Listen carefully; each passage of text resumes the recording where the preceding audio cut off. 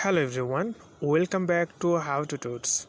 And in this video I'm gonna share with you how you can fix that your private messenger calling is not a high quality, or something like a vague or unclear, or resolution is not good. So how can you fix this?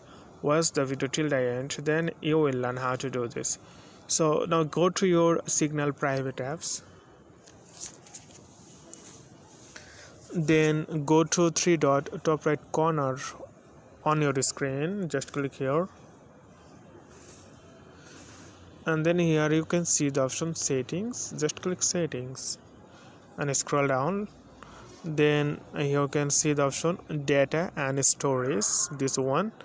Just click on this and scroll down little bit, then you can see the option calls. Okay, so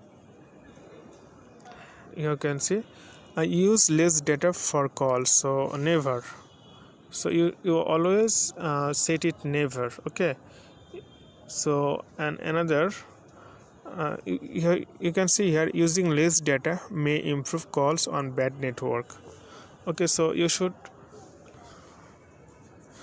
if you choose another thing, like you are using cellular data but you set the Wi-Fi, or you set just mobile data, then that time call is not going on smoothly.